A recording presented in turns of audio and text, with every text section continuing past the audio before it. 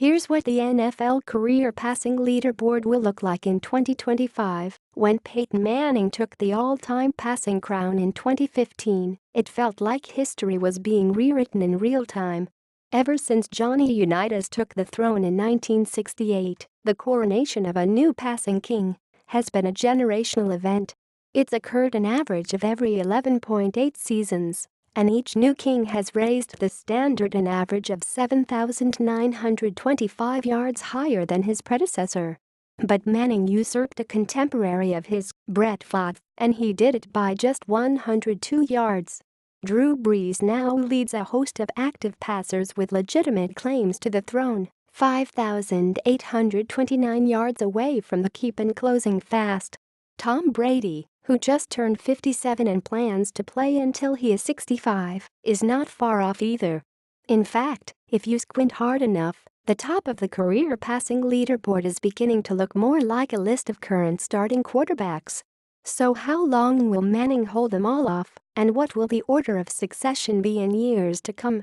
Back in 1978, the NFL passed a slate of off-season rule changes designed to facilitate passing offense. They did exactly that, to dramatic effect.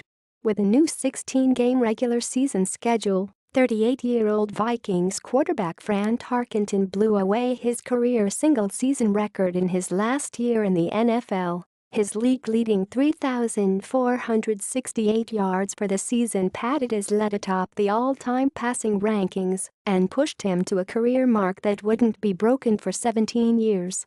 But the passing rules didn't just set the table for Tarkenton's final season feat, they also enabled a host of schematic innovations that would slowly and surely blow up their record books.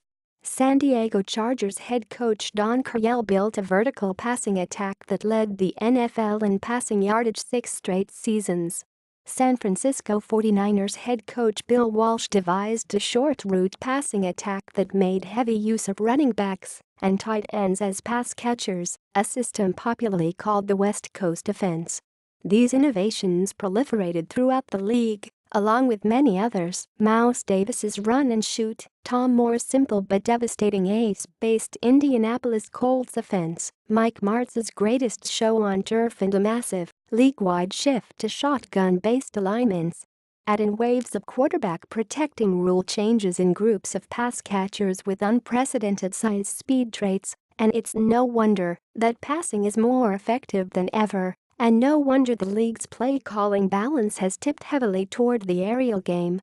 In 1978, the average NFL team gained 2,541 yards through the air in a season. In 2016, that average was 3,864 yards, an increase of 52.1%. 22 quarterbacks threw for more yards last year than Tarkenton did in his last hurrah. So how will this passing explosion shape the NFL's all-time leaderboards going forward? We can make an educated guess using a method originally developed for baseball by Bill James, the Favre toy. Essentially, the Favre toy predicts a player's output over the remainder of his career based on his recent performance and his age.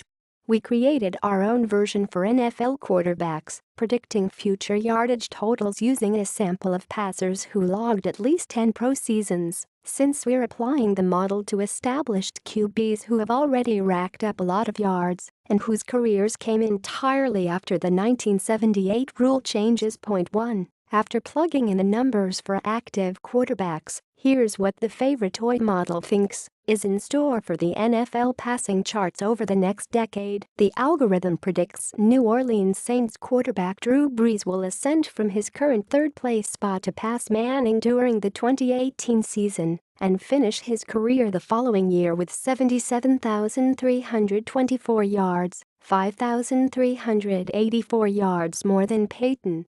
The projected onslaught on the record books continues. By the end of the 2020 season, 10 of the top 15 all-time passers will be players who are playing right now.